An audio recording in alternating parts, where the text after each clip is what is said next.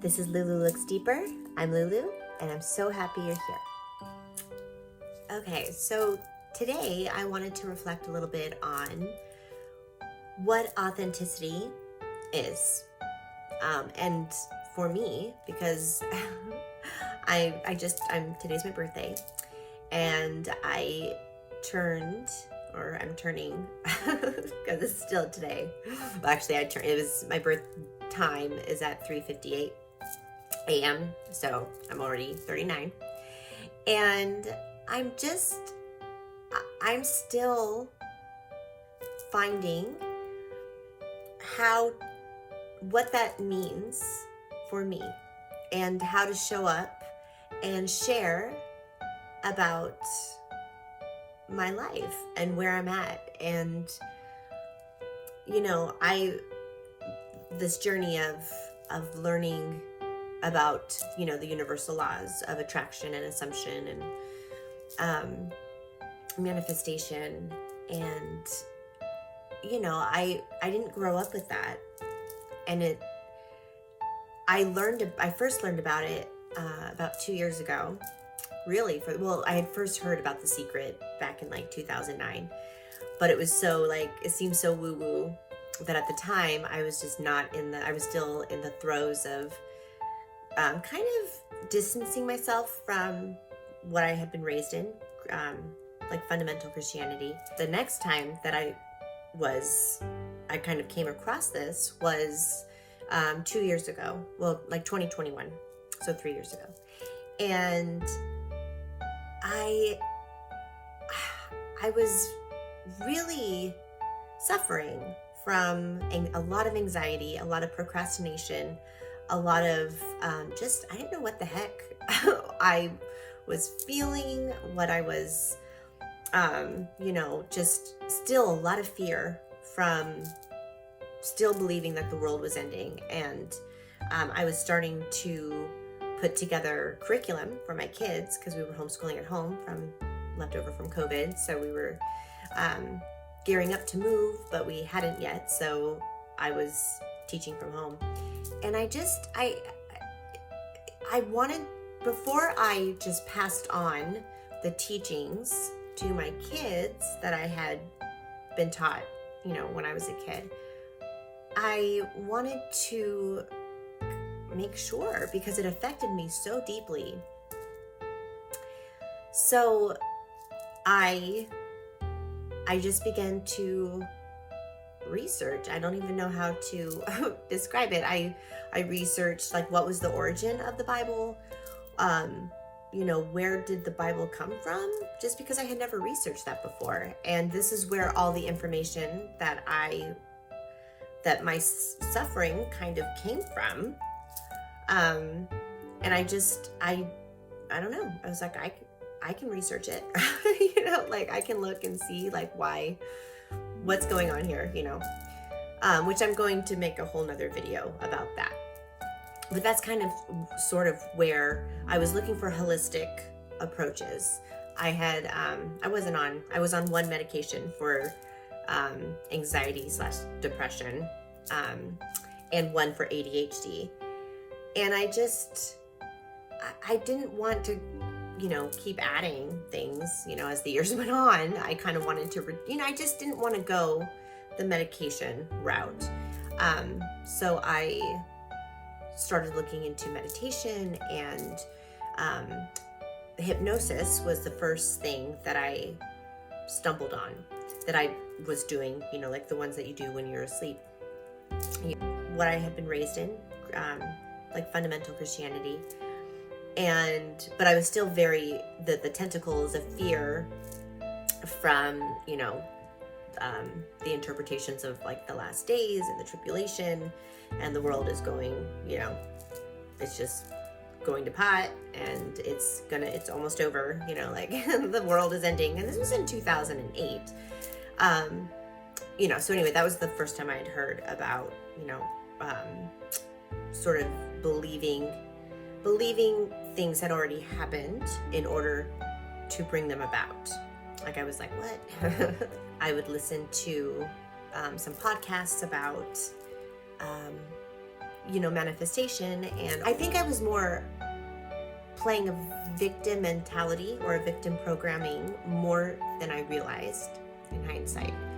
But I knew enough to know, like, I it's my life. I'm going to, no one else is going to do it for me, basically. So I'm going to do it.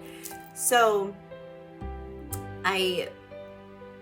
that's really where my journey of learning that our inner world is really like a fivefold kind of a thing. There's our mind, and then there's our ego, our heart, our soul, and then spirit. And that all came to me pretty quickly as I was listening to other teachers, like on YouTube, and understanding more about how our psychology works as humans, because it's also it is spiritual, like all of life is spiritual. Living is a spiritual happening. And then to fast forward to here and now, where life doesn't really stop for us when we are on a spiritual path, or an awakening, or searching for something, a journey. Life still happens, especially if you have kids, which I do. I have 4, and our youngest is 7 weeks, or going into 8 weeks, I think, this week. Our oldest is 9, and then we have a 7 and a 5-year-old. And gosh,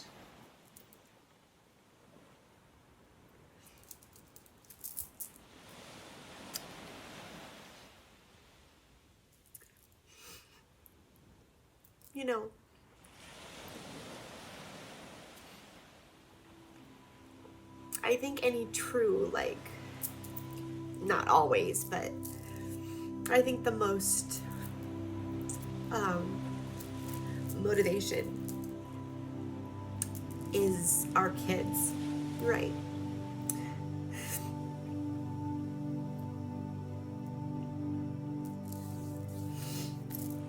Which is so telling. I mean, if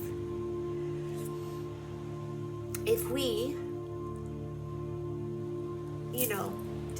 in our awakened or unawakened, whatever state, our love for our kids, and that is honestly what also was a major trigger for me to start searching for this, because with the knowledge that I received, biblical knowledge wise, you're taught that your love prior to getting saved is nothing, but I would just, that cheapened, and it was really hard for me to understand the love that I had for my kids. I loved them, but it was like I felt so because I would look at people from all nationalities, all countries, all, this deep love for our children. It doesn't matter what religion you are, or if you've never heard of, what Christian fundamentalism, teaches. You would still die for your children.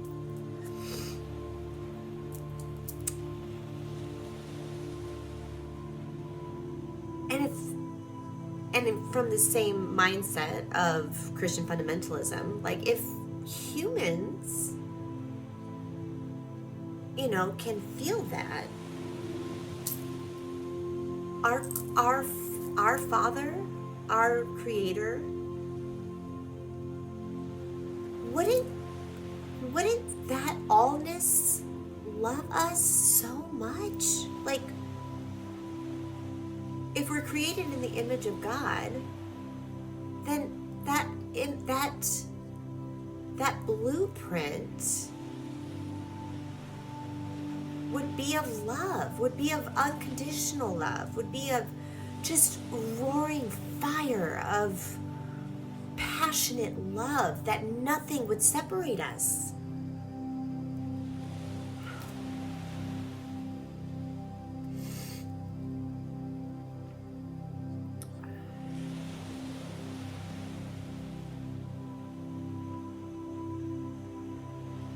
I've been afraid to say that. Just putting it all out on the table. Because, and that to me is that authenticity of, that's where my journey has brought me. And nothing else matters.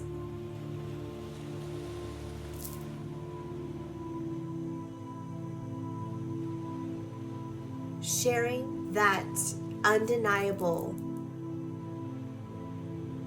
presence that I know to be true. Because it's so opposite of the fear that I felt for so long.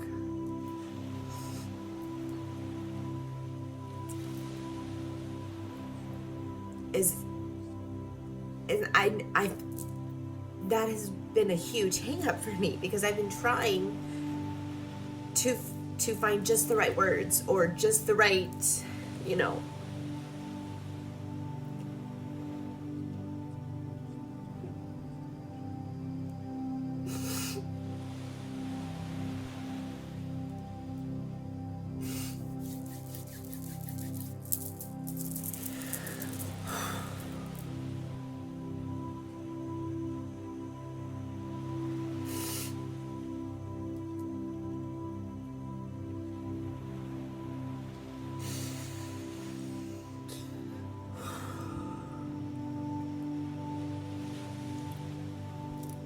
these things run so deep. But I know that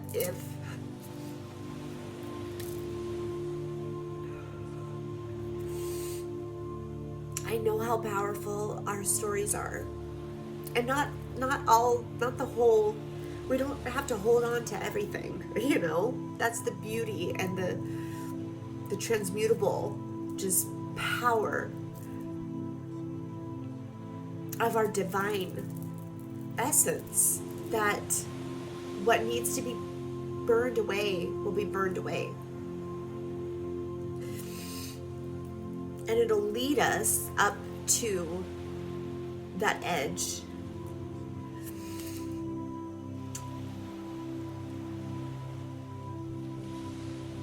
We all are meant to be creators, to be secure, going up the chakras. We're meant to be secure, We're meant to experience passion. We're meant to create. We're meant to love. We're meant to speak our truth. The truth. The truth and the good news that we've never been separate from our Creator. Not even for 1 second.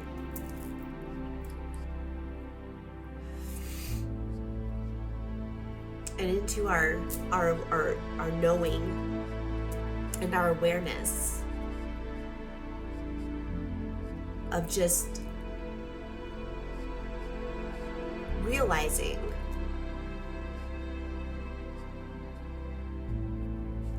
that everything that is made up of the universe is within us.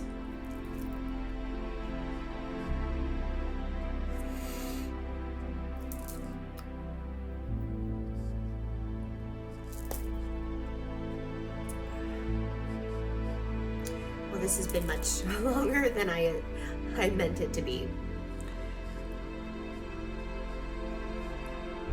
But but that is my practice, is authenticity and vulnerability and all of the things that I never was able to do. And I don't think a lot of people are, you know.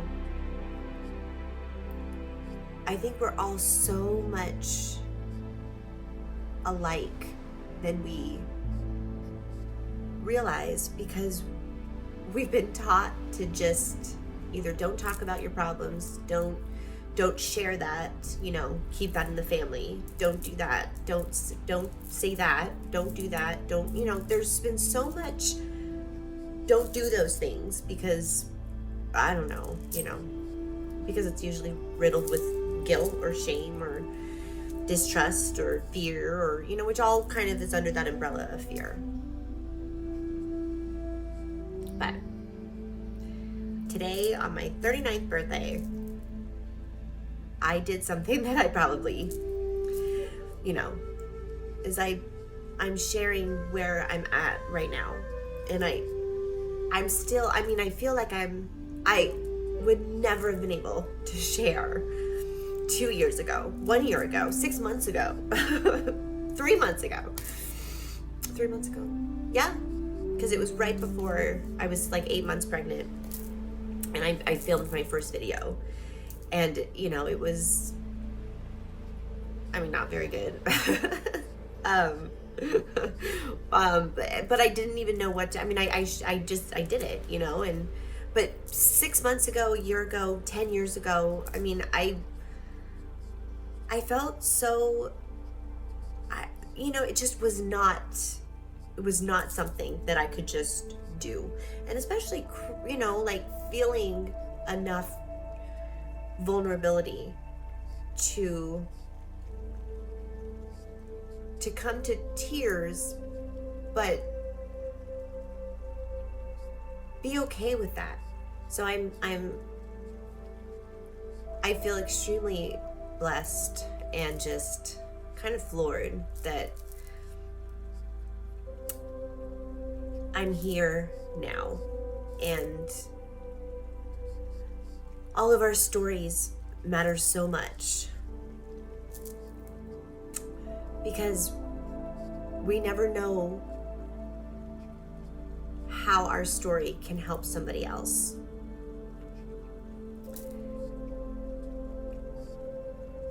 And isn't that really, like, that's the fruit of how we are growing, is how we connect with other people.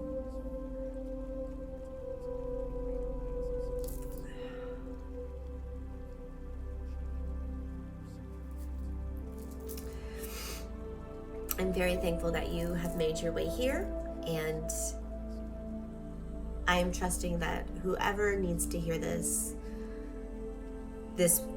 video will find you. Just clicking the video is pretty awesome. So thank you for stopping by, and I will see you in the next video.